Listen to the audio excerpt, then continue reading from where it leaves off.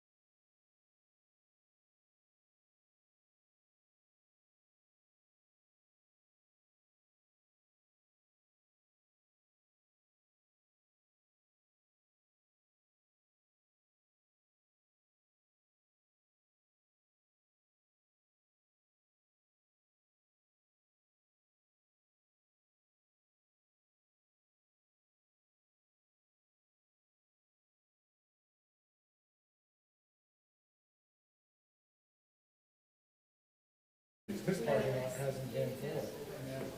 I mean, consistently full. Yeah, it'll walk. Just give me a nod. I can go help. Is there anything I forgot? Oh, yes. Oh, you smiling. You guys don't forget to get the mic at your mouth.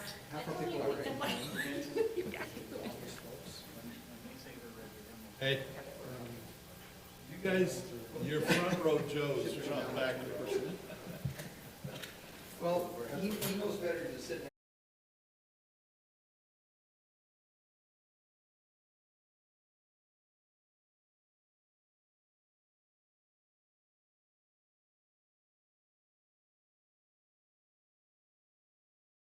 Get rolling. Get your mic. Put your mic down. Miss Recorder, we're ready to get going. Okay, let's open up our work meeting for April 2nd, 2020 at 5:33 p.m. Council, do you have any reports? Being that there's so much that we can do right now. Not, I know. Anybody have any reports? Okay. Pull it up real quick. Remember to speak into the mic so that everyone can hear.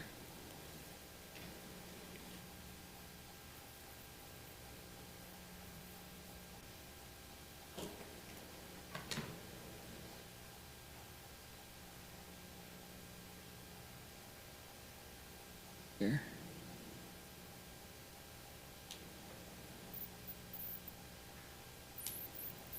Anybody else have any while he's pulling that up? You got her? Go ahead.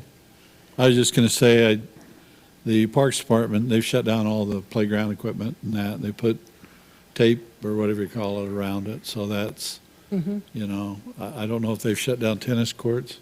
They have. I knew they were talking about it, and so, but anyway, they're making good progress to keep where more people can congregate, you know. The open fields, that's kind of nice for family, can go out there and just, you know, Kick a ball especially if around. you're in an apartment, you know, you can get out and breathe, so. Okay. Just letting you know that They're on top of it. I think they're doing a good job that way.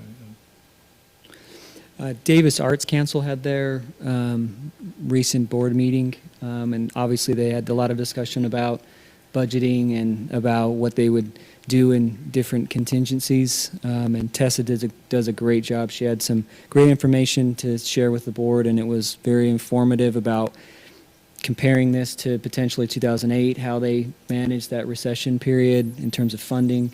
They also announced their yearly schedule, so you can still go on and purchase tickets up until the end of April.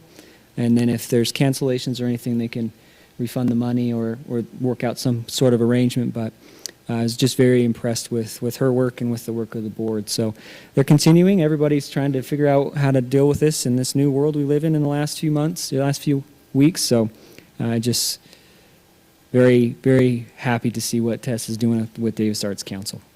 Good. Thanks, Zach. I appreciate you attending those meetings because I know that it's, you know, it's good interaction and letting us know what's happening, and especially this year for them not being able to have a major celebration in the announcement, so they had to rely on it all to be online. So we'd highly encourage everyone to buy season tickets if you don't have some already, because that's really pretty inexpensive for a season. So, Mr. Morris, do you have an announcement? I don't have an announcement, just to maybe piggyback on what Dave talked about with with what we're going through. I've had folks reach out to me as far as gathering goes, talking about having quarantine parties in people's driveways, which probably shouldn't be happening. Talking about neighborhood Easter egg hunts being planned, and as far as our communication for the Davis County, the new public health order, anything we can do, anything that this group can do, or on the website as far as communication and letting families know and people know that the gathering that can take place now is just families, and that's immediate family, not extended family, not friends, and also we have parents talking, complaining about teenagers running around and everyone being together, and if we want to curb this, if we want to be part of the solution, we need to continue to beat the drum of flattening the curve and following the order. The governor's was a directive and didn't really have teeth to it. The order has teeth to it, and not that we are going to go around and police and give tickets and those sorts of things, but to educate and let people know that this is what is in the order, this is what we should be doing to help get us through this as quickly as we can, to help bring back where we were and a sense of normalcy. And frankly, we're asymptomatic people can spread this, and we don't know if we have it. And if we are following the order, we're going to be safe at home. It's probably our best bet to be safe at home.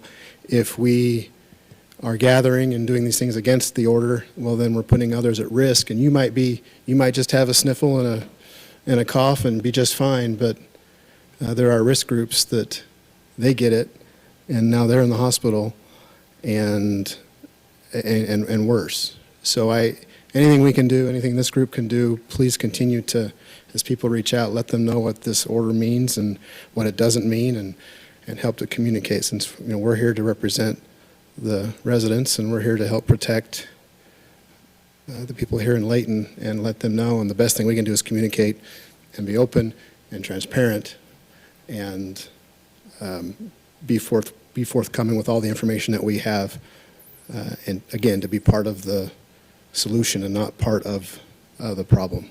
Well, along those lines, the definition then of a family is under one roof, so that people really need to understand that. And I would highly encourage everybody just to continue to get on our website. We've got that logo on the landing page, and we need to really kind of encourage everybody to just stay informed there, as well as once we have our updates are posted, then we can repost and really kind of, help that, make sure everybody understands that.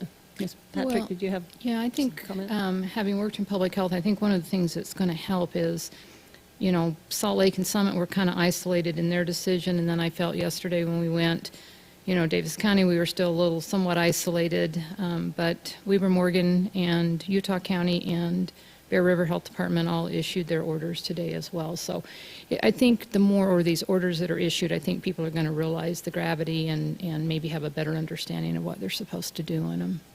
And there's a lot of similarities there too, which is nice, so that it isn't confusing for anybody living in Weber County versus Davis County. Yeah, and I think in addition to that, not just what Councilman Morris said about making sure people are aware what they can't do, but making sure that they're aware what they can do. So I've been getting comments and questions about, what do I need to bring with me in my vehicle? Am I going to be stopped by the police? Can I go to work?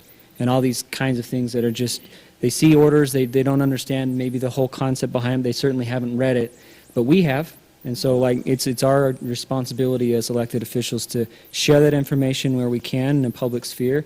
And also, if anybody has any questions about what they can and can't do, refer it to us. If we can't answer it, we'll get someone that can answer it. But the more information, the better, so people don't feel that level of fear that life as they know it is completely stopping.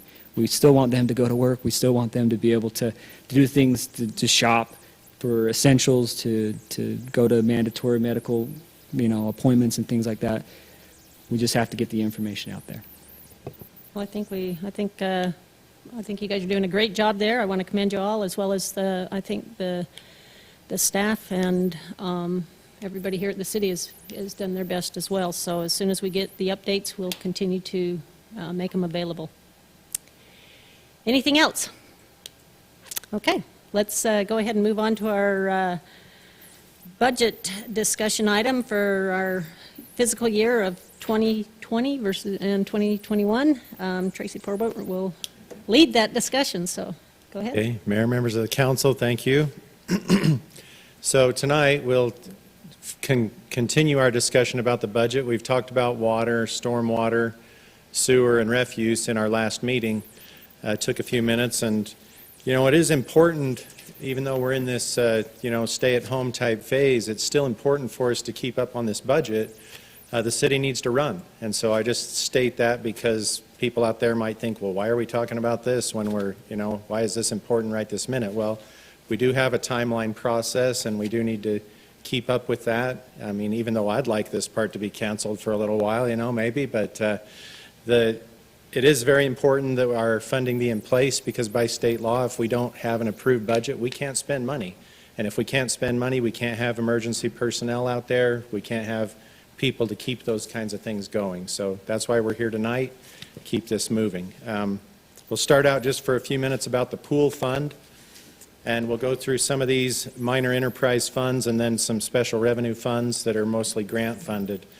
The pool fund, this will be affected. I mean, the pool's closed right now, so this could change a little bit. We don't have numbers right this minute, but depending on how long this goes, it'll affect this budget. Like I mentioned to some council members before, I think last week, we do have the ability to amend the budget at any time. We advertise it, we hold a public hearing, and we can amend the budget up or down anytime we want. We just have to follow the noticing requirements. So on the pool fund, the main change in personnel is mostly related to merit increases that are proposed at this point. The change in operations is related to some recommended training by the American Red Cross for the different lifeguards and water safety instructors. We have proposed a $550,000 transfer from the general fund. You'll notice that $550,000 does leave a balance for the current year, and so we could come back to you at the tentative budget and just propose a $500,000 transfer, which would leave it at about even. We do have some fund balance in that fund. $365,000 would be anticipated. $315,000 at the end of this year is what we anticipate. Now, again, that could go down because the pool's been closed for a bit and may be closed, for a while. So that fund balance may go down even this current fiscal year. Any questions about the pool fund? Kind of buzz through these a little bit because we've talked about them some, but in the emergency medical fund, we've anticipated an increase in revenue there. One, because calls have gone up significantly over the last year, over the last 6 or 8 months since we started the 2020 budget. We do have personnel increases for the proposed merit increase. Operations-wise, supplies and things like that, the more calls we go on, the more we use those supplies. They get, and they're expensive. There's also a power gurney in part of those operational equipment. And then capital equipment, there's a Type 1 ambulance, which is a full-blown ambulance, and some heart monitor type devices that go in those ambulances proposed in the capital projects. You'll notice that with those projects for this current year, that actually is more expense than revenue. So that brings our fund balance down a bit, but we are maintaining a healthy fund balance in that fund, anticipating it being $1.3 million at the end of 2021. The UIA Telecom Fund, we have about 180 contracts with residents. So at the beginning of the Utopia project, you could sign up on a 20-year, 30-year contract, and the city is responsible for those contracts. And so we collect those payments, and then we remit payment to UIA for those. In that, we have an administrative fee that we collect, and we use that to pay for our anchor installations that the city's responsible for around the city. So at this point, that's all this fund handles, is those contract payments and the anchor connections that the city has throughout. Secondary Water Fund. Question first, Tracy. Sure. So as the new Utopia thing, and people sign up in that Layton City part of it, will that go into that fund in the future? If there's excess, it would be accounted for in that fund, yes. For the first while, any excess that's generated from that new agreement, goes towards debt service. And then if they're on the new debt, and then if there's anything in addition to the debt service, it would roll back into this fund. Okay. What's the debt service for UIA or debt service for Utopia? UIA. So there's a UIA Layton bond that was issued a couple of years ago to build out the entire city Okay, ahead of the timeline that UIA was proposing by doing it themselves. okay, And so the revenue generated off of the connections that were made under that build first goes to the city to pay for the debt. Actually, it Right. goes to UIA and they cover the debt Right, payment they for cover that the new debt debt. payment. Right. What's the If debt- those new connections generate more income than that, Right. the contract has some calculations and things in it that would actually have some money coming back to the city under that arrangement. What's the debt payment from UIA from I'm not sure what UIA the- for the bond? I'm not sure what that debt payment is off the top of my head. $1 million, $2 million? Probably $1 million, $1.5 million, something Okay. like that. I don't remember, and so for the record, I wouldn't want to But it's over say. $1 million bucks. I'm sure it is. It was a So- $20 million bond, 20 million plus. Yeah. So we're at 100, I didn't see it, 145,000? Did I misread? What are we bringing in right now? Oh, this doesn't show any of that. Oh, it doesn't? No. Okay, I'm sorry, I saw No. that at the bottom. All that fund shows is just it kind of shows an in and out of payments on contracts that we have Okay, with I'm sorry. about 180 residents have have contracts that they're paying over a long period of time to cover their connection. And that's really all we're accounting for in here at Okay. this point. Okay, And this doesn't even show the contracts because the contracts are on the balance sheet. They're not part of the budget. Secondary water is a contract with Weber Basin Water right now. That's really all we're accounting for in here. So per the contract, we keep track of our expenses, our personnel and operating expenses. We bill them. So these are just kind of estimates of what we think we'll spend. We know what we have in personnel. We've made an estimate in operations as far as repairs and things that we'll need to make. The main difference here is just our difference in personnel from one year to the next. We did have a little bit of a fund balance that got built up in here, and we're taking 23,000 of that in the 2021 budget to purchase a vehicle to be shared between secondary water and water. So secondary will pay 23,000 of it, the water fund will pay 23,000, and they'll have I believe it's a one-ton vehicle that they'll be able to share between those services. So, so I got to ask, why the increase from 2019 to 2020 versus the 21 budget? In the On revenue? operations, I'm looking at the operations line. Because this is when we started it, so it was just the first year, and I don't think we had much as far as repairs and things. So, So the 2020 budget, the operations went up more because we know we had more to repair. After our people went out, engineers went out, analyzed the system, identified everything that needed to be fixed, then we increased the budget for 2020 so that we could fix that, and Weber Basin, knowing that Weber Basin by contract will pay us back for that. okay. So my question is it's a decrease in salary from 19 to 20, but then in personnel, but then it goes up again in 21. So did we lose an employee? Did we take them half-time? I mean, does that not, are they not going to get that Oh, the personnel other get thing that their you have here raises? is or- this would be an actual personnel expense, so there could have been some overtime. Oh, There could have okay, been some other things. This is 2020 is a budgeted expense, so that will just be strictly these two people's wages and benefits.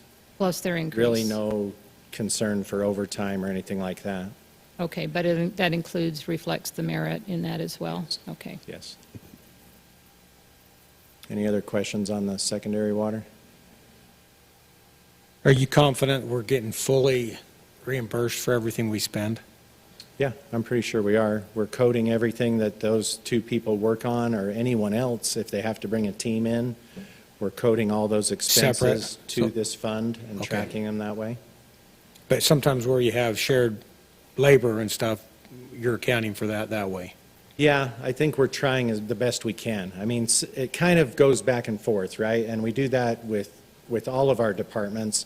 If they have an emergency and instead of just 2 people, 5 or 6 people have to jump on it for a couple of hours, we're not necessarily keeping track of it hour by hour. Our system doesn't allow us really to do that very well.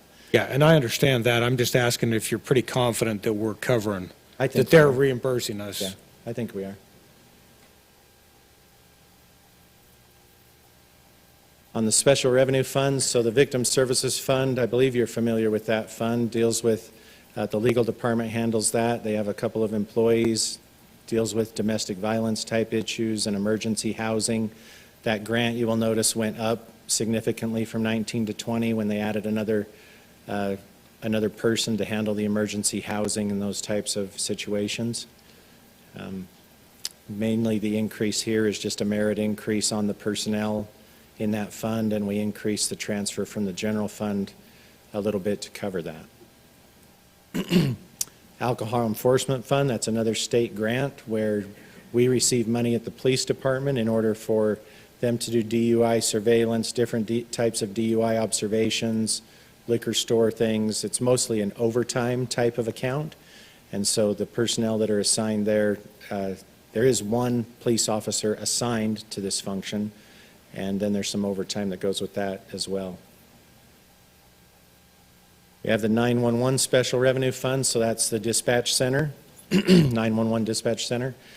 You'll notice this one, the revenue on this fund has, over the last couple of years, it's not keeping up with the expenses. A few years ago, maybe as many as 5, we used to, and before that, the revenue that was coming into this from the fees that are charged on the phone bills, that would actually allow us a little bit at a time to generate a capital fund so that we could buy some new consoles or equipment or upgrade the software. And at the same time, we would charge 35% of our police communications division to this fund. So it's always been subsidized by the general fund, but we were able before to charge 35%. In order to get the budget to balance this year, and you'll notice we don't have any capital projects for 2021, and in fact we used up all of the fund balance. We anticipate using it all in 2020 that was there just to cover operations and personnel. So what I had to do, Alex and I discussed it, and we brought the percentage that's covered down to 28%. So what that means is that the general fund is now covering about $70,000 a year more than we were previously. Now, at some point, there may be a fee increase, the rates that we can charge or that are charged on the bill or however they divide that all up may get changed and help accommodate some of that difference. But for the 2021 budget, we did have to make that adjustment. Are there any questions about that? Okay. The Metro Strike Force, that's a narcotics strike force at Davis County, and so Layton is the sponsor of this program, and so we have to keep track of all the grant revenue, expenses, do all the reporting. We have a number of officers in it. I have a list of those of how many we contribute versus how many all the others contribute. I could probably read through that real quick if we wanted to.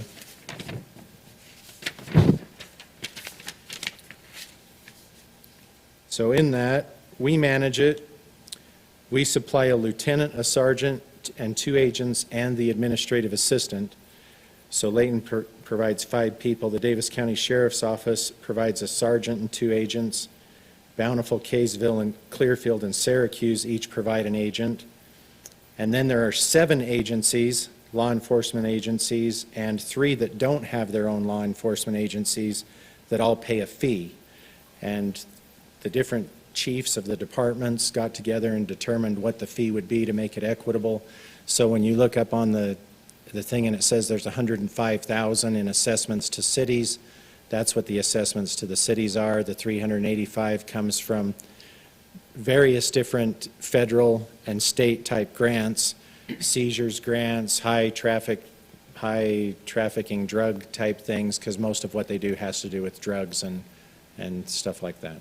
So we have personnel costs, and other operational costs, and then capital project is just to replace some radio equipment this particular year. The decrease from state and federal grants, was that merit-based, that we didn't somehow meet a threshold, or did the budget change from federal and state to limit what we were receiving, or? Some of those do go down, and you would see that in 2019, again, that's an actual number, so that's what we brought in. So throughout the year, if they're processing more cases, if they're on more high-profile cases, they will bring in more grant money actual. This 2021 is just an estimate of what they think they'll bring in this year based on kind of averages or what they would normally get. But they can bring in more if they do more cases.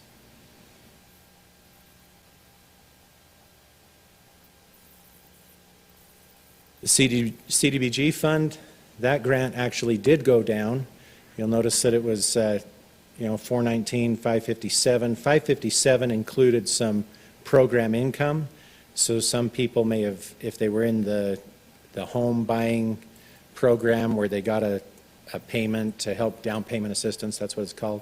In that program, if they sold their house early, then they had to pay that back. We throw that program income in here. There's some other program income that could come back into that as well, which could cause this 20 number to go up. But they did reduce the amount of the grant for 2021. That's based on the number of applications for public assistance.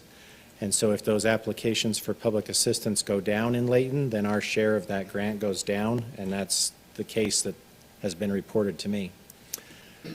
That being the case, some of these items that we participate in had to go down budget-wise. So you'll notice a little bit of change in some of those, from 202 down to 167. And the Davis School District project also going down. It's normally not 201,000, it's more like 80 to 100,000 that we participate in that project.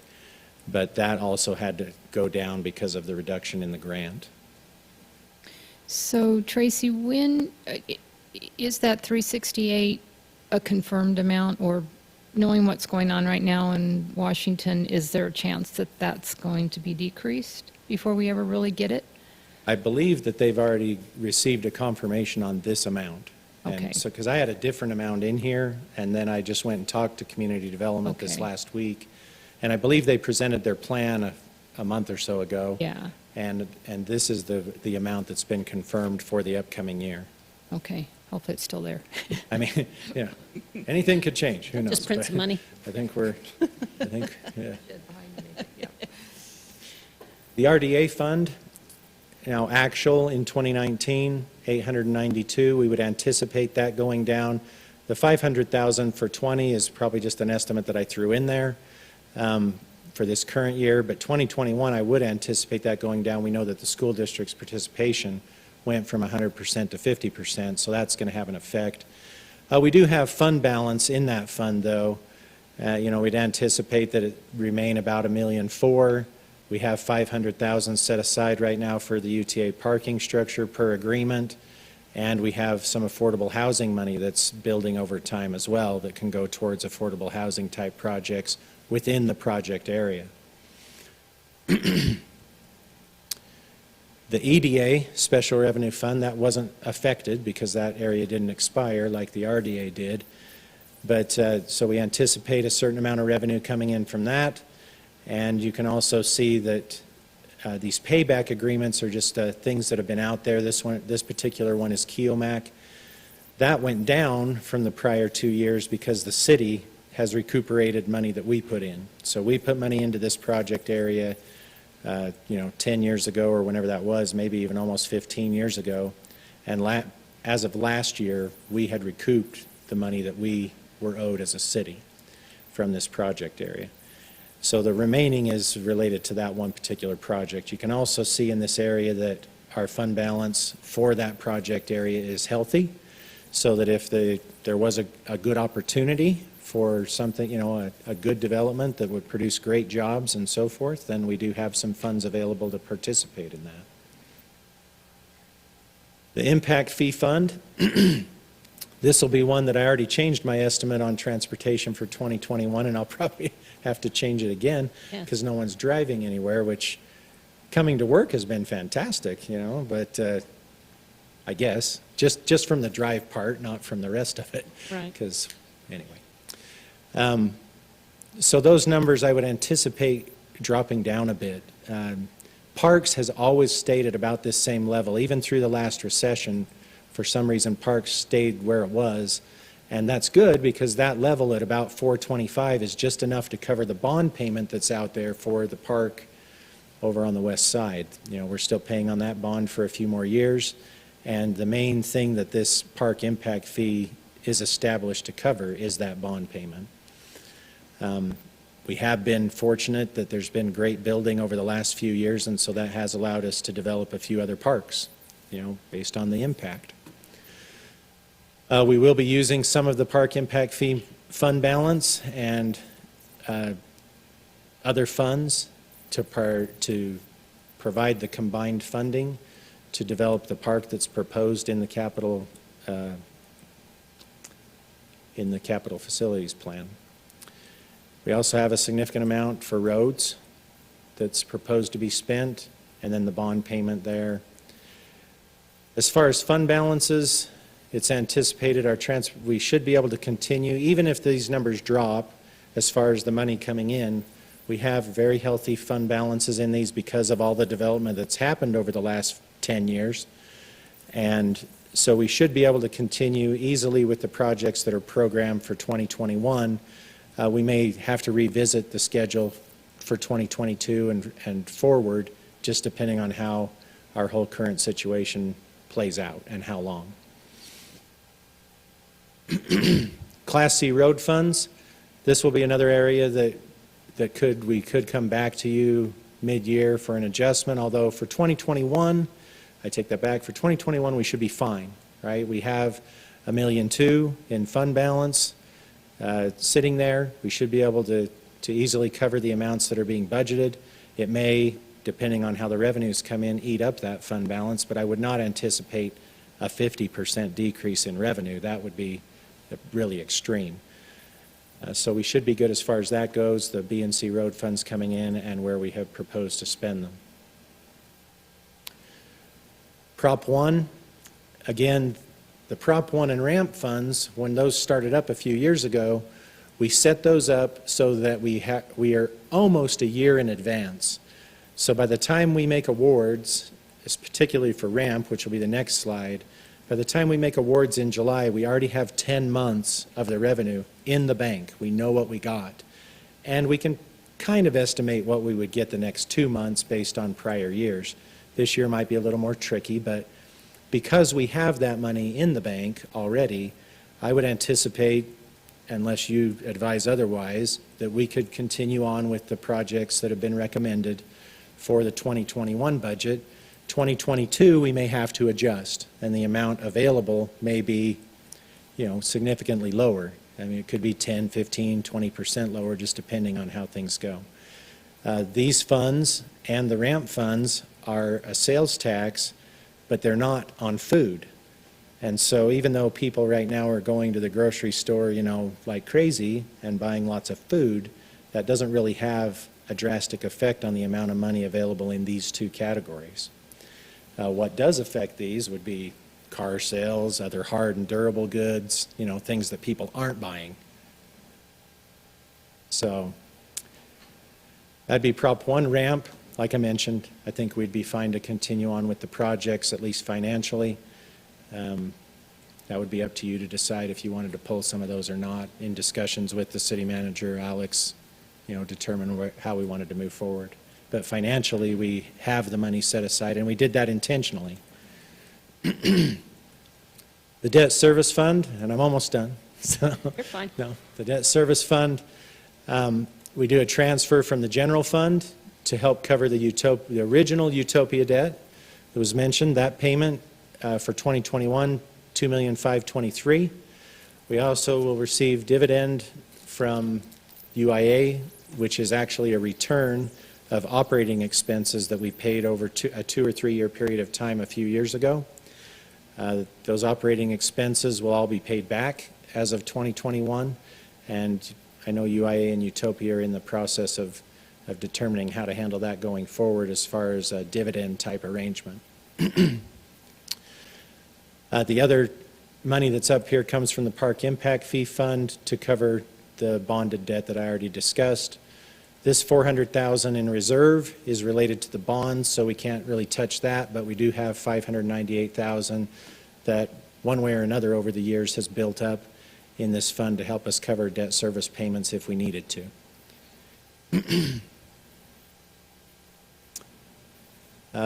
We've already talked about this slide, the street lighting fund, and I think Steve Jackson, our city engineer, is going to spend some time talking about street lighting here, so I'll leave that for him to discuss. And then if we want to come back to this slide and talk about, I know I presented in our all-day budget meeting the option of a $1 increase or the option of a $2 increase, and then there was discussion about where do we want to be on street lighting. So I think his presentation will probably help with that, so we don't need to spend a lot of time there. And that's what we've got. Are there any questions about any of that? I know you don't have a crystal ball, you've told us that multiple times, but when will we see sales tax figures and know what the impact is going to be? And So at the end of May, we'll get the report for March, and I think that'll be a very good sign. I mean, it'll tell us exactly what's happened because most of March has been shut down, and, you know, to some extent. And so we'll be able to see in May what kind of an effect, and we'll be able to do some analysis on ramp funds, B&C funds, sales tax, tourism, all of our different taxes that we have that come in. The only one that shouldn't be affected is property tax. And so, you know, and this time of year, property tax is minimal anyway. We've already received the bulk of that in December and January. Well, But and we in know May, that- we'll be able to tell. Unfortunately, we'll have to adopt a tentative budget, which at this point, I would probably recommend we just go with what we have. And then from once we find out about the numbers towards the end of May, we could probably have a couple of meetings to determine if any adjustments need to be made before we actually adopt a final budget around the 20th of June. At the same time, if we don't feel like adjustments need to be made at that point, we can wait a couple of months. And I know that Alex in the past, in other recessions, has given directives to departments to hold on. You know, don't go out on July 1st and make all your big capital expenditures. Let's wait 3 months, let's wait 6 months. You know, that would be up to him to decide, and with your advice as well. What did we see? You mentioned the Great Recession. What did we see with the dealerships and cars during that time? During that time, I did some analysis the last couple of weeks. They dropped about 30% in the recession, and they make up about 15% of our sales tax. So it's a pretty good chunk. One of the other large ones dropped about the major retailers. So if you looked at maybe the 4 or 5 big box stores that we have, they dropped about 15%. Grocery was up. Car, auto repair things were up a lot during the 3, 4, 5 years that we were down. The other part that's kind of deceiving about that is, so you say auto dealerships are down 20 to 30%. Well, the other problem with that is they're not going up, but all of our costs are still going up, right? So that if you compound that, it's really more than 20 or 30% because really we had been growing at 5 to 7%. So if you know, there's a combination of things that happen there when your expenses are still going up because the cost of things continues to go up. Anyway. Yeah, and we have the added benefit of our clothing stores and those things being shut down versus back in 2008, you could still go to, you know, buy clothes. You can't now. I mean, these Right. stores are shut down. Right. You mentioned the big boxes, and there are plenty of people still shopping there, but Right. there's a lot of operations are not, we're just not going to see sales tax revenue, Right. just none. Well, and I think it's going to get worse. I mean, we'll have 3 weeks of March-ish in those, the report that you say is coming out. We're going to have the whole month of April, who knows into May. And I had asked Morgan about the unemployment numbers, if there was a way to pull out just Layton City out of the numbers that were released, to see what that impact is going to do, because they're not going to be shopping at the big box stores anymore if they don't have a job. So, I mean, I think it's even going to be worse for the April month than it was what's projected for March, because there's so many more impacts Sure. going to be hitting that. So Sure. I'm real nervous about this. I don't know how the other new people feel, but having never done these budgets before, and, the weight of the responsibility, make sure we get it right, and then have all these unknowns thrown, to me, is really kind of scary. Well, one thing that you can be comforted in is that the city does have good reserves. I mean, we are in a good position. We're not down at the bottom of what the state allows us. We're actually towards the top at the end of 2019. And we're not going crazy this year, spending. I mean, we're following the budget. If anything, we're a little below on expenses than where we could be. And up till January, revenues were doing well, right? And so it's not like we were having a bad year up till then. December was actually the highest month we've ever had. I redid those numbers just a little bit from what I had reported last time, because when I get the January numbers, I noticed there's actually, December wasn't as high as I thought it was going to be. And when I got January, I realized why. There was $400,000 worth of December revenue in January's report. And so I rearranged that, and so we were at $1,806,000 in December, which is far exceeds where we've been before, any time, even before the Great Recession of '08. So December was great. It added a little cushion to us, about $350,000. And January was right in line with projections. Of course, February may have slowed down a little. I don't know that things were really closed in February, so February would probably be fine. If not, actually probably better, because a bunch of people ran out and spent a bunch of money. And so it'll probably do pretty good. So Tracy, come June then, because I know we got to, go through the timeline, and that's when you would have April's projections at the end of the month, but realistically, we're 10 days ahead of the end of the month. Do you feel pretty confident in being able to maybe just project those last 10 days, so that we can kind of have a more realistic number to kind of Well, I think we could at least take March and see what that does, and assume that April is at least that bad, right? Or Right. maybe even a little worse, and we can project it that way and look at it, yeah. I won't have access to any of the actual numbers in Until time the for the end? June 20th meeting, Okay. unless by some chance they happen to issue it, a few days before, but they don't usually do it until 27th or 28th, so that's a week after. I don't think they're going to do it a week before. They normally do. Well, let's hope that the economy doesn't have the same kind of systemic problems that it had back in the recession. So, I mean, it's not like you said, it's not like we were struggling before this. So hopefully when we overcome this, that the economy can just get back going again. It won't take a couple years. That's the hope. Right. My question's more general. When's the last time we did a budget amendment in the city? And maybe what was the procedure? Was it a small one, or have we done large ones in the past that we can maybe do? I could do some research on. Sure. I could provide you with a list of what we've done a lot of times, and I guess actually I haven't done that this year yet. We'll do a mid-year budget amendment, because as long as we don't spend more in a department than what's budgeted, we can kind of pile those up if they're small and do them all in kind of a lump, so that we don't have to advertise a public hearing for every meeting, Yeah. for every $3,000 thing we want to do. So usually I'll do a mid-year, the last few years I have, and I'll bring a list of here's amendments that have been proposed. I would say that all of those have been discussed with the council in a meeting, in a work meeting at least, to say we want to do this or we want to do that. Off the top of my head, I don't remember which ones we've done so far this year, but I can provide you with a list for sure of what we've done in the past, and I can even get one together of what would be proposed in a mid-year adjustment. Okay.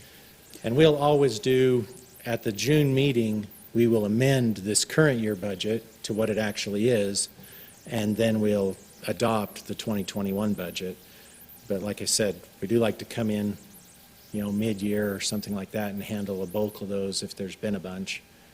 And I just don't recall there being a bunch in this year that we would Okay. need to handle.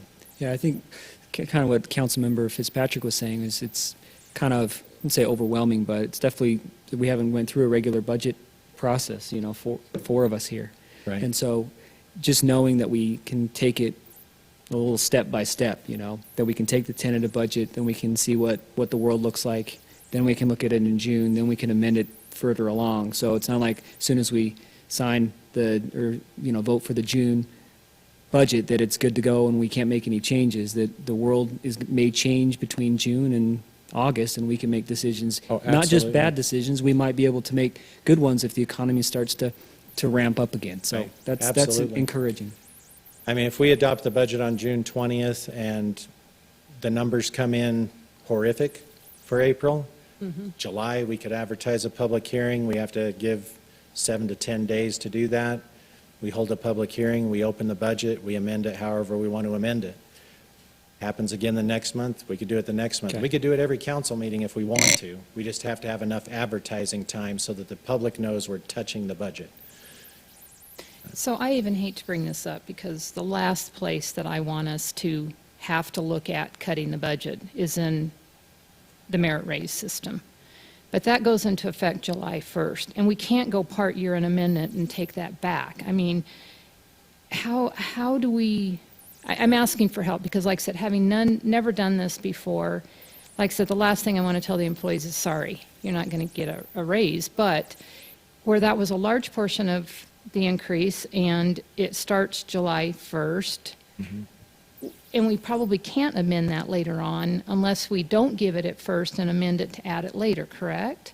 Right, that would be hard to do. Yeah. I would say that'd be difficult. But the way, where you do have flexibility is in equipment, projects. I mean, we've got millions of dollars scheduled for different kinds of projects. Now, if you don't do them, obviously maintenance and all that kind of stuff just gets further and further behind, so you can't not do it for an extended period. Or like Steve will talk about, if he gets to the roads part, everything just starts to fall apart, right? All your roads are garbage, and then you're spending 10 times as much to get them back to where they need to be. But in crisis situations, one, we have fund balance that we can fall back on, right? And for an initial year, we have plenty, I would say. For a second year, something like, I mean, I'd hate to say this, but something like merit increases might have to go down. They did in the past. They've never been zero, as far as I know, in Layton, but, you know, they went down to maybe 1% or even a little lower than that. Some cities just didn't give one if it got that bad. And then you eliminate large equipment and projects and, you know, big projects that can be pushed out a little ways. Yeah, and I think it goes to that with the community that we have to make sure that the city doesn't feel insulated in a bubble from what is going on all around us. 10 million people lost their jobs in the last 3 weeks. Yeah. So we're not looking to cut staffing, but the merit pay has to be on the table. It just has to. And so I think that's something I think we've as a council will probably want to look at more closely, but we're not looking to have people not have a job. That's going to be here. But they can't have a job and have a pay increase when the world around them is falling apart. So that's something we'll have to conceptually discuss, because I think you're right, that you can't really give that on July 1st and then cut it back. You either have to, that has to be the first thing, or it can't happen. And like I said, I think that's the worst decision we'd ever have to make. And like I said, with the four of us, that, you know, this is weighing on me a lot. And like I said, I would hate to be the one that has to do that, you know. But, and I think that's where I'm asking for staff for a lot of guidance in this as well. You know, you've been through it, you know what the long-term history of recovering from recessions and stuff is. We really don't, except what's maybe affected our own families and things like that. And so, you know, ideas on what we can do and, you know, or what As far department, as you know. the personnel, as far as the personnel, I'd defer to the mayor and Mr. Jensen to have a discussion about that, and to have you discuss, as council members, discuss what types of things Yeah, I you think would we can want do to some be what-if taken out. scenarios. I think that's what I she's think asking that's- for. Yeah. This is, I mean, it's related, it's maybe a little editorial, but what we're talking about here is is providing, we provide services to the residents of Layton City. Right. And the revenue comes mostly from sales tax, and the economy's been disrupted.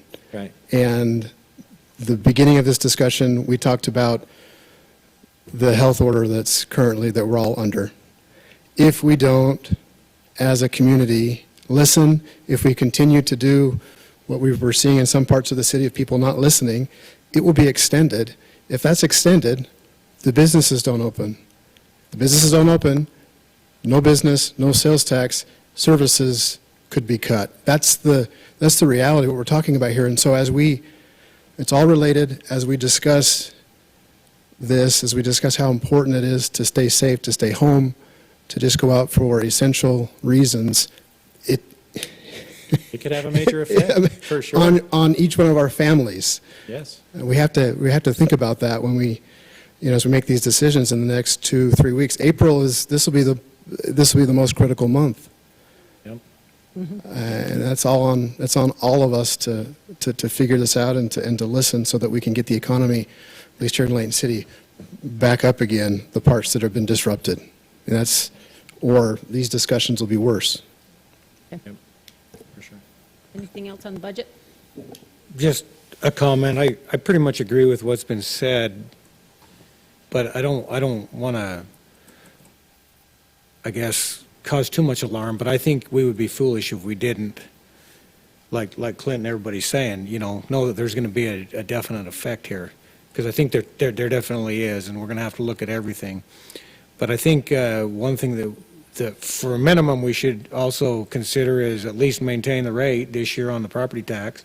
I don't know, you could tell us maybe in a future meeting what effect that would have. I don't know if housing prices will rise or fall with this deal, but I think that should be more of a standard procedure that we go through each year to maintain that rate instead of going so many years like we did before, to help us bring some money in when we may suffer other places. Yeah. Point. And that, as a council, you'd need to discuss that and see if that's something that you want to do. I didn't bring that to the table because we had a large increase last year. And so I had anticipated that we would maybe wait a couple of years and then start what you mentioned. My recommendation would be either maintain the rate, which you may not have to go that far depending on what housing does, but at least I know we heard from lots of people during that truth in taxation hearing process, why didn't you just do 2 or 3% every year? And I think that's something as a council you may want to seriously consider.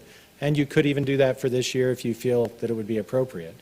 I don't have that in the budget, but I can look at it and come up with some numbers if you want. That would push our adoption of a final budget out until the 1st of September. So if you decided to go through truth and taxation, you adopt a budget at the end of June, but you don't adopt a final budget until about the 3rd week of August. The deadline's the 1st of September. And then depending on what numbers are doing, you could just say never mind, or you could go ahead with it under the theory that Councilmember Days mentioned, that, in the past, or at least last year, people said, hey, I'd rather see a teeny bit every year than a big jump every 10 years. I think personally, I think even if things were not affected by the virus now and things were going good, I would probably still maintain the rate. Yeah. And a question, do we have to be on the same timeline as last year, or can you do the truth and taxation hearings earlier? The way you have to advertise it and the noticing that has to happen, it's the pushes it same back. timeline pretty much, yeah. But I think that's something as a council probably you should have at least in the back of your mind. I don't know that I would want to go after the big increases of last year to increase the rate anymore, but I think we should at least maintain the rate. Okay. And I would just request maybe if you could bring what those numbers are in Yeah. a future meeting, what that Yeah. maintaining that rate would be. Sure, I'll look at that. Yeah, I think we're asking for options, Sound because good? we know that something's going to change. Nothing's going to remain the same, Right. because it hasn't remained the same now. And we'd like to see the options of how we can adjust if we need to, what would be plausible, what would be, but the thought of, keeping it as we see it now just doesn't seem right now. Okay, after March and April, maybe a different story. Okay, and, but I think those are the things, if we can see anything that says these are, what's the word I want, not opportunities, but these are ways, I don't know how to say it. Anyway, these are some of the things we could do, so we're not firing off our hip thinking this sounds good, and it really creates more problems similar to what you said. Well, that's you what, know. yeah, that's basically what I was saying when you, Yeah. it's called a what-if scenario. Yeah. What if this happens, or what if we adjust this section, or what if we adjust this much? That's what I Yeah. think they're looking for. Well, even along those lines, I think it's great we have the reserves, we do, but Sure. I don't really want to go and just spend all those in one year either, because we don't know. I mean, certainly we have them there, but I don't think you should deplete all those funds just to one swipe either. So if housing goes the other way, then the rate's going to go up anyway, right? I mean, it's a certain amount that you get, not necessarily a rate. Right, exactly. So we have to see kind So of what the housing. idea of maintaining the rate, you would actually bring in more revenue, because as it is, if housing goes up, our rate's going to go down. We get the same amount of money that we adopted last year, plus a little bit for new growth. So if we maintain the rate and housing prices have gone up 7% over the last year, then it would be equivalent to a 7% rate increase as far as our revenue goes. Like I say, that might be more than what you want to do to maintain the rate, but it's, But if it goes down, right. then the rate, it'll happen anyway. But it won't be more. Right, so then you would actually just be pushing to do whatever percent increase you want to do. Yeah. Okay, well, council, you feel good about that, so we can move on? So I can bring those numbers back next council meeting if you'd like, that'd be fine. Yes, we'd appreciate that. Have to buy one on Amazon. You might not get it till May, though, I heard. Okay, that concludes the budget discussion. So up next would be Chad Wilkinson, and we'll give him a second because I know we want to make sure we do the adjustment as far as the amount of people in the room, the fact that we're spread out. But Chad's going to give us an update on the cottages at Valley View. Hello, council, mayor, how are you? Good to see you. I just want to give just a brief update on where we're at on the cottages at Valley View. I guess you could say process would be the best way to describe that. As we talked about in a previous meeting, over the last several weeks, we've met with each of those property owners that came to your January 16th meeting. We went to their homes. We had them walk us through the issues that they had, concerns that they had. We made a careful list of those, came back, compiled that list of issues, sorted through it so we could know what were actually code issues and what were just issues that have to do with quality of workmanship or just things they would need to work out with the developer. After putting that list together, we reached out to Ovation, had a chance to meet with representatives from Ovation, and just to summarize what we found, the predominant issues really boiled down to two things is in terms of the code issues on site. First, it was grading. We found several of the lots that needed to have either regrading or just finish grading in order to meet code. There were a number of those original folks that had those issues, and I think that's probably the predominant issue. A second issue that was brought up was connection of the footing and foundation drains to the land drain system. So the city did our own camera investigation, sent a camera down the pipe from the street side and looked at those connections, and we did identify some areas that needed to be either further investigated to make sure the connections were correctly made, or areas that needed to be repaired. There were some that we could see that looked like either through the finish grading or the landscaping process, things had happened that they were not, they had either been damaged or perhaps were not installed correctly to begin with. So we did identify those. Once we did that work and identified those issues, the code-related issues, our next step, again, was to meet with Ovation. We met with Ovation and explained to them those issues, and we gave them deadlines to have those code issues resolved. So over the last week, or so, a little bit over a week, I've been reaching back out to those property owners, explaining to them, can you not hear me? I can, but eat I it. think he's I can eat this recording. thing. I need to get some gel to do this after Tracy, but after that initial meeting with Ovation to explain the issues, we did reach back out to the property owners. I've contacted each of them either by email or by phone over the last week or so, explained to them what the next steps would be, told them that we would be out there with Ovation, identifying areas that need to be regraded, which we've done. Our inspectors have gone back out there, identified areas that did not meet code, and they've marked those, and we'll be working on regrading some of those areas. Some of it will require removal of landscaping to regrade the areas. And so that's been over the last week or so. Just to give you an idea of those deadlines, I wanted to make sure that you're aware. So we had a deadline today to have some of the initial research work done to see what needed to be fixed and to identify areas that were going to require regrading. That was done over the last 2 weeks, and that deadline was today, but we've completed that initial work. The next deadline is April 9th. By April 9th, they need to complete the video inspection of those land drain lines and provide us with what their plan is to fix any problems. If those connections haven't been made, their plan to make those connections. We suspect that some of what's happened there is that when the installation was occurring, there was dirt that got into those lines, and so it makes it impossible to see, but it may just be something that needs to be cleaned out, and so that'll be identified through their further video inspection. Chad? That's required by April 9th. Chad, to could be I ask you a submitted. question on that Uh-huh. one?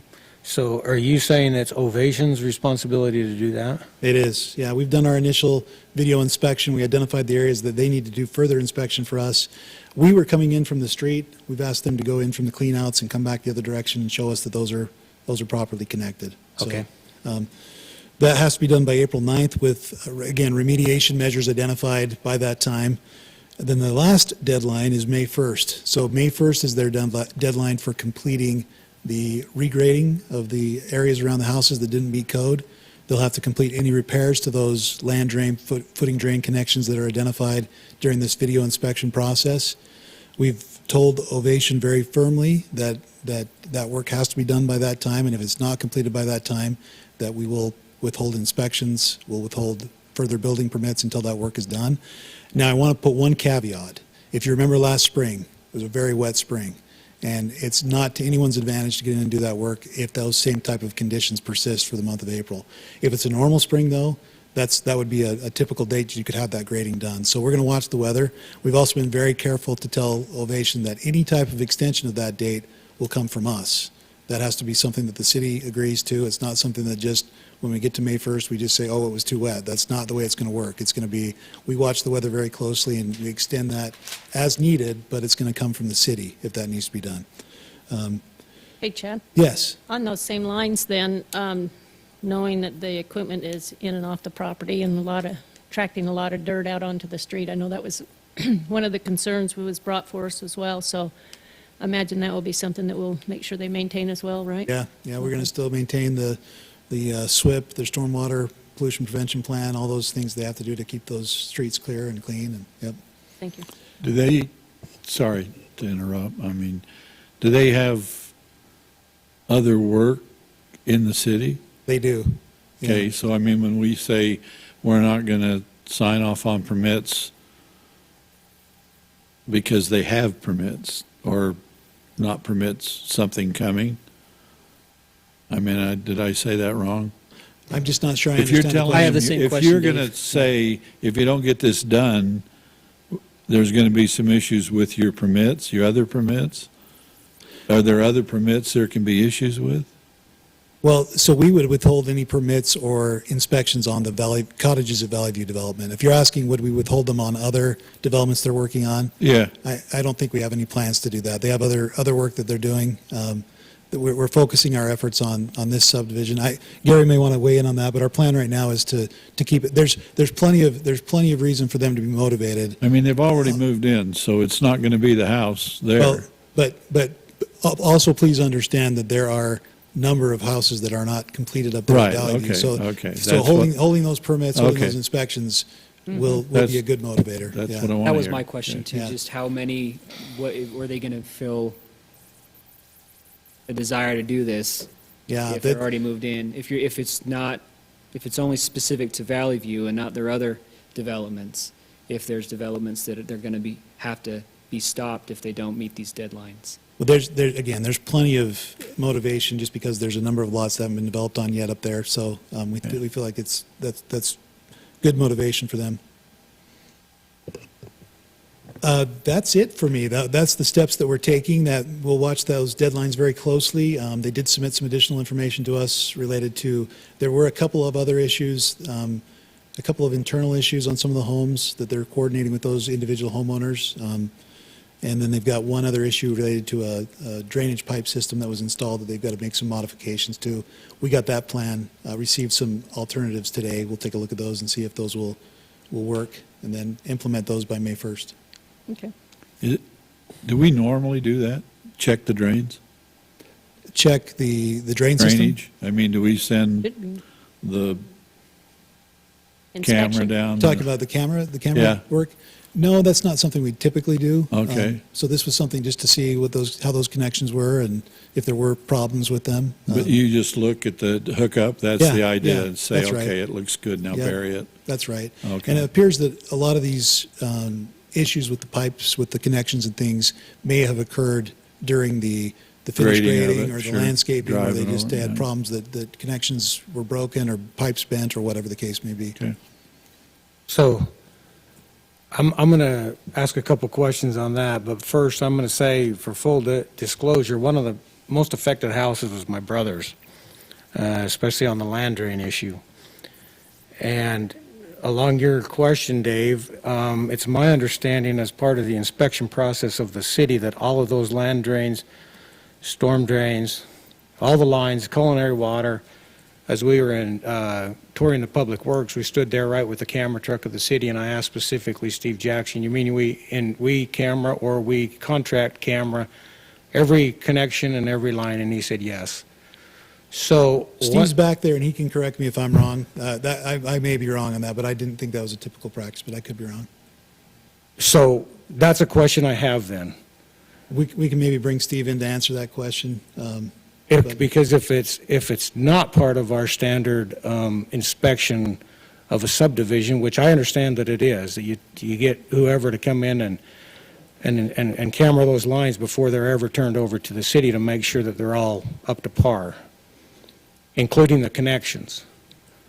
So the question I have here on this subdivision is, and I'm not here to throw anybody particularly under the bus, and my brother and the residents up there aren't either. The first day that they came here to the city wasn't to necessarily throw somebody under the bus here at the city, but it was to solve the problem so people in the future wouldn't have to go through the same thing. So if are requiring land drains in a subdivision and we're not inspecting them, or they're not getting inspected, then we're not doing our job, I don't think, as a city. So I'll talk to the second part of that, but Steve's coming in maybe to talk to that first part of that question about the camera work. So part of my comment here is if I want to see, when this thing's all said and done, I want to see what inspection process we're going to go through in the future to guarantee that these people don't get into the same situation that we had here. Because my point is, for instance, on the land drains, if it's a city responsibility to inspect those, which I think it should be, like all the other infrastructure, to make sure that those are cameraed, that the connections are made. I mean, they would have saw that my brother's wasn't connected right when they did that work. So somehow that, if it is a requirement, failed to happen. And so I just want to see the inspection process, how it's being revamped to make sure that those things don't happen again for people in the future. Okay, thanks, yeah. So I can speak to the inspection requirements for the infrastructure. The requirement for both of our sewer, our land drain, and our storm drain is that those are televised in the mains. So out in the street, we require that those lines be televised prior to a final approval. Every one of those mains will have the laterals connected to those. However, we do not require a camera to be sent up into the laterals each individually because the homes are not connected to those yet. So we can verify that there's a connection to the main and that connection is adequate and properly connected at the main. However, as the homes are built, that's when the laterals are extended into the lots and into those homes, so. Okay, so what you're telling me is it should have been cameraed and inspected Only the It main. it was on the main, cameraed. and that's all I'm asking about is the Yes. main. I'm not talking about the laterals going to the houses, I'm talking about the main. Every lateral and every main in that subdivision was inspected and provided a report to our office. However, those reports are done prior to the homes being constructed. So the laterals, the video that we have just shows the connection of the lateral to the main. It does not show the connection of the home to the lateral. So whose responsibility is it after that? My crews watch everything to the back of the sidewalk, and then when community development has their permits for the buildings, that's when the laterals are connected, and community development is kind of the trade-off there. So And if I recall, that's exactly what you said when we were at the Public Works, the curbs where you switch from them to you. the back of the sidewalk. Yeah, is back of our- the sidewalk yeah, the back property of the line there. right-of-way. So what do we have in the future as far as inspection to make sure that happens? So maybe before we go forward, just to clarify Steve's point, the additional review that was done was taking those cameras down those laterals as far as they could see. So that's the part that I said would normally not occur, right? That Yes, we usually don't. that normally does not occur, but in this case, because we were told that there were potential issues, we did have the laterals cameraed all the way in. It's a specialized piece of equipment that they brought in to do that, camera from the main into the connections at the home. So that normally wouldn't happen. But to answer the second part of your question, then our inspectors do look at those connections to the footing drains as they do their inspections of the footing and foundation. So they are taking a look at those footing drains, making sure that they're connected. So somehow, and I've been up there, not only my brother's house, but other houses there, somehow that's failing, I think, because I've seen them laying there, and even they've said, well, there's the drain. It's sitting on top of the ground, and it's been backfilled. Well, there were we have some issues up there with the foundations being put in, at a different elevation than what was originally intended. Some of those, though, we did see that there were some that were, I guess they had a different plan for some of those drains to go off the back of the hill. We've talked about that a little bit. Is that correct, Steve? And we stopped that from happening. So you do have some of those drains that are still kind of hanging out there out of the back of the lots. Well, my brother was one. It came out of the back of the house and then was buried. Yeah. So And there so are some of there's those no- there's some of those, though, that one thing that needs to be, and this has been something that we've kind of had to help the residents understand, is that those footing drains are not there to provide for surface drainage. So, you have surface drainage that comes down from the rain, hits the grass, hits the dirt. That's not what the purpose of a footing drain is. So a lot of those, it's just a matter of, now that we've told them you can't do this alternate plan, it's a matter of capping those and burying them and just, getting them back. Yeah, and I understand they're not for surface water. They're for foundation water. They're for groundwater. Yeah, groundwater and the footing of the foundation. So like my brother's house, if that's in the back of the yard and buried, for one thing, it's never going to hit the land drain if they wanted it to, because water doesn't flow uphill. Your brother's was one of those foundations that was Too low. not built the way that it was intended to be, and they had to make some changes. They've now remedied that by installing a sump pump to pump that out. But the other ones, the ones that we've seen, and we've gone out and done these re-inspections, they were installed where they ought to be. They just need to be below that floor. That's the idea, is that you get them below that area that needs to be drained. But they're deep as they run out to the street. They make those connections.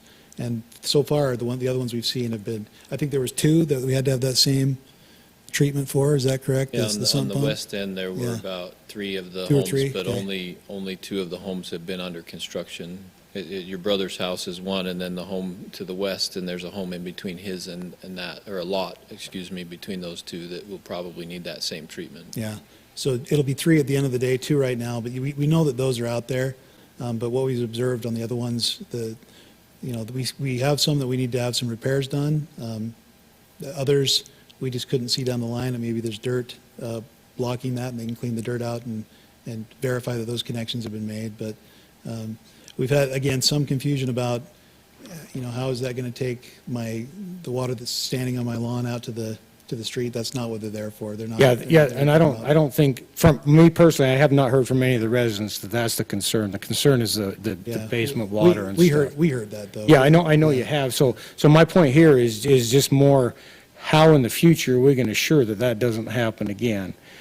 And I know, I don't remember if it was the last time you gave the update or what, but I did see one positive thing there on the inspection form or what was presented, that it would be inspected, the level of the footing compared to that land drain is going to be more closely inspected in the future, so to avoid that problem.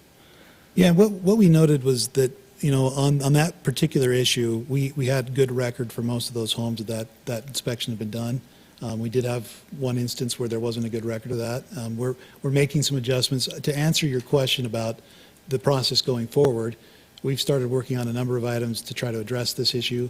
One of the things that I've asked my building inspectors to do is to come up with some detailed checklists to make sure that things are looked at each time, that we're going out to these homes and making sure that we have a detailed checklist that says I need to look for this, I need to look for this.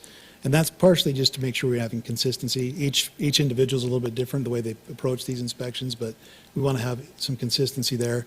Another thing that we've done over the last year that's very, I think, important to note is that we've done this, or we've instituted an online review.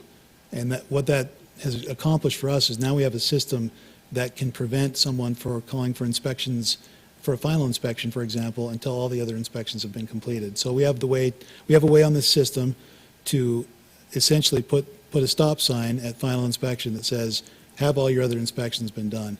Now, in the past, it was up to the developer to call for those inspections at the right time. So it's possible that somebody calls for an inspection out of order. They say, hey, we were going to get you out here for our framing inspection when they should have called for another one before that. That was really, we were putting that on the developer to make sure that that was being done in the correct order. Now we're going to have a system that says, hey, you don't get a final inspection until all these inspections have been done, regardless of what order they are.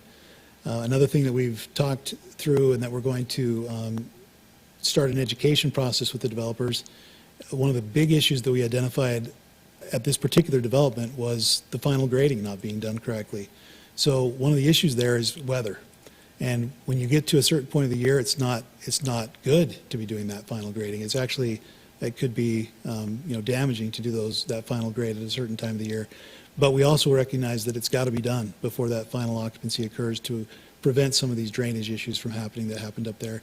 So we're going to start an education process this summer saying that if you anticipate you're going to be looking for an occupancy permit around those months of the year, November through January, February approximately, where you can't get in there and do that grading work, you need to anticipate that, and you're going to have that final grading done before you get to that final inspection and certificate of occupancy. What that'll mean is that they just have to plan ahead.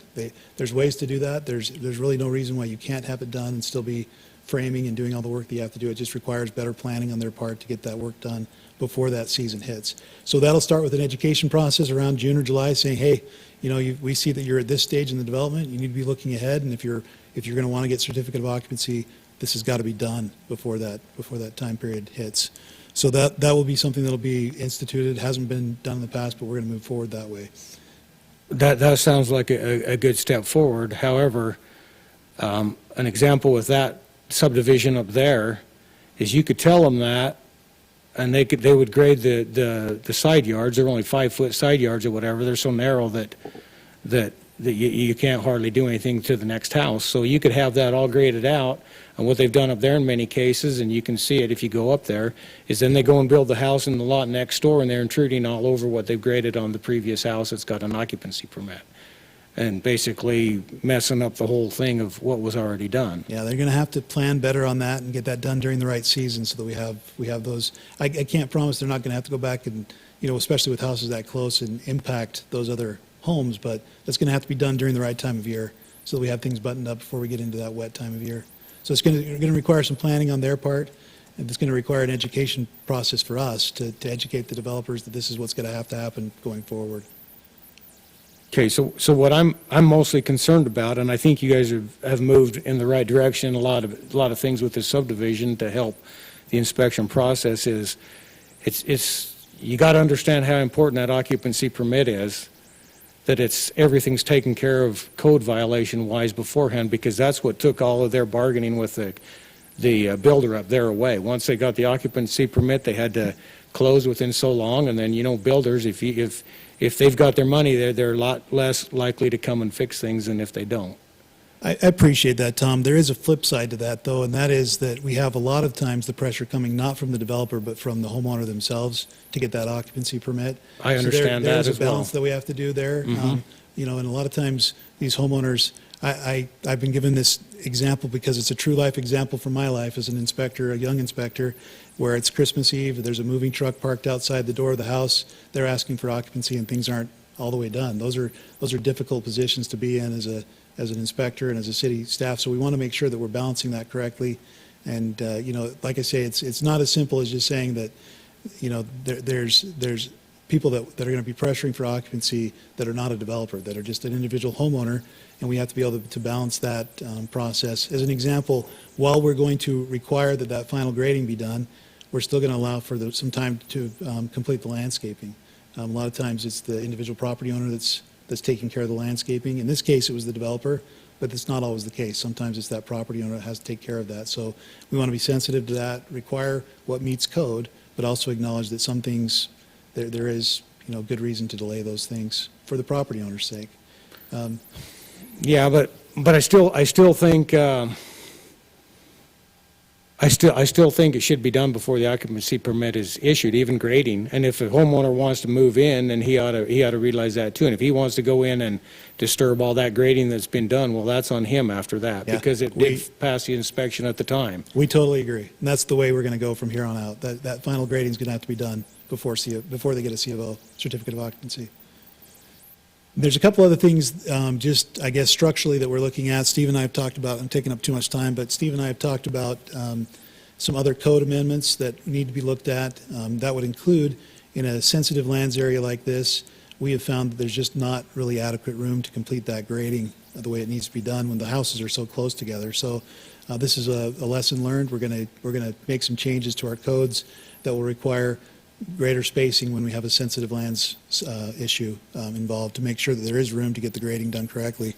I had my list up, but my computer just shut back down. But some other issues we talked about, we want to have better coordination between a lot of times we'll have some really good work done at the plat stage with geotechnical reports to make sure that things are done correctly. We want to make sure that's getting passed along to our building staff so that they know what those special requirements were for lots, for subdivisions. We've done a pretty good job, but we could do better. We could do better on that, and we acknowledge that, and we're going to put together some processes with this new online program that we can tag lots, tag properties, so that we can get those specific notes on those subdivisions. I could go through the whole list. I don't want to take up any more of Steve's time, but if there's any more questions, we'll be coming back. You'll be involved in many of those process changes because they require changes to our code, and you'll see those in the future. Chad, thank you very much. And I think the key takeaway here is this is a process that you've developed now that would apply to anyone who chooses to build in this city, and it isn't just singling out any one developer or anything like that. I mean, That's right. It's company-wide, and the fact that it's online, so I think that's great. Okay, Oh, excuse me, Mr. Day, you're not done? no. What else? Just quickly, they are concerned, and you addressed it here a little bit, on those deadlines. They are concerned about them meeting those deadlines. And you've got the teeth you outlined here a minute ago, which I appreciate, and I think those would be helpful. But I think it's very important that those deadlines, because as they noted now, we've had a good week of weather last week. Soils are good. Nothing happened with the grading. And I don't know the builder schedule, and I'm not going to judge the builder, but those deadlines need to be firm, and they need to be like you've outlined them. Agreed. And one last comment is, they were very impressed with you, Chad, on the way that you responded back. My brother specifically and his neighbors said you were always good to email, keep them informed, but that was not the case with a lot of the other city employees and inspectors. But they did signal you out and say that you had done a good job at that, but there could be better communication back from all of the city otherwise. Thank you. But you had done well. We're going to work on that too. Appreciate that. So thank you. Okay. Council, given the fact that it's 4 minutes before our regular scheduled council meeting, I'm going to suggest that we do not proceed with item number 4, which is our streetlight proposal, and that we look for an additional time later, because I think that would warrant some good discussion there, and I'd just as soon wait and give it enough time. So if you guys are in agreement with that, I would say let's go ahead and wrap up our work meeting, take a quick 3-minute break, and, Madam Mayor, yes, we have a real light schedule here. Do you want to come back after? that's a great suggestion. I would entertain that if. I'm okay with that, too. Okay, all right. Yeah. Steve, are you okay to stay around? Okay, very good. Then let's just go ahead and take a quick break, and then we'll come back for our 7 o'clock meeting, and then proceed afterwards. Thank you, everyone.